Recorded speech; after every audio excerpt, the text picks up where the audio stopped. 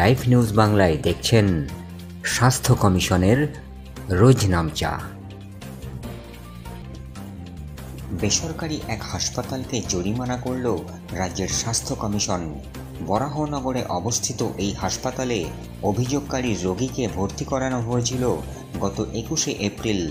সেখানে গত 23শে এপ্রিল মৃত্যু হয় বয়স্ক এই রোগীর। স্বাস্থ্য কমিশনে অভিযোগকারী কি জানিয়েছেন এই বিষয়টি নিয়ে 2024-এর 25শে জুলাই রাজ্যের স্বাস্থ্য কমিশনের চেয়ারম্যান অবসরপ্রাপ্ত বিচারপতি অসীম কুমার বন্দ্যোপাধ্যায় কি বলেছেন?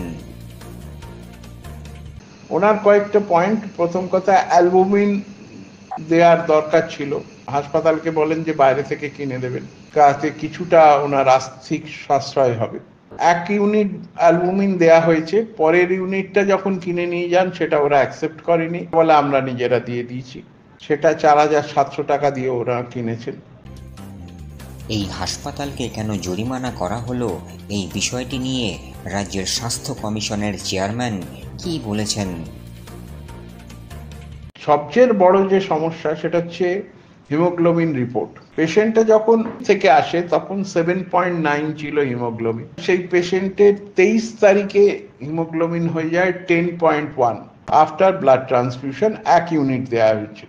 হাসপাতালের রিকুইজিশনে দেখা যাচ্ছে, ব্লাড রিকুইজিশনে দেখা যাচ্ছে যে 22শে এপ্রিল পেশেন্টের ব্লাড হিমোগ্লোবিন ছিল 5.2।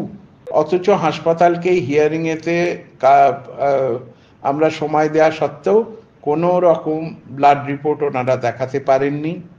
আমরা বিলটা চেক করে দেখেছি, 22 তারিখে কোনো হিমোগ্লোবিনের জন্য কোনো চার্জ করা হয়নি।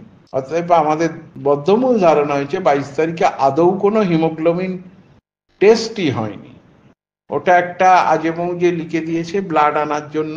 এই রেগুলারিটিটার জন্য আমরা যদিও মনে করেছি পেশেন্টের অনেক কোমরবিডিটি ছিল, অত্যন্ত বয়স্ক মানুষ, ওই রিপোর্টটা করা না করার জন্য ওনার ট্রিটমেন্টে খুব একটা যে সমস্যা হয়েছে বা কোনো দিক পরিবর্তন হয়েছে তা নয়। তাহলেও এই ইরেগুলারিটিটা আমরা নোটিস করে আমরা 10,000 টাকা পেনাল্টি করেছি।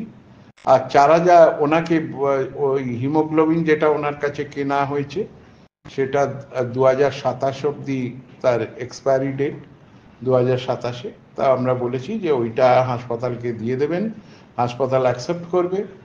এবং 4700 টাকায় কিনেছেন, সেই 4700 আর 10,000 14,700 টাকা হাসপাতাল ওনাকে ফেরত দেবেন।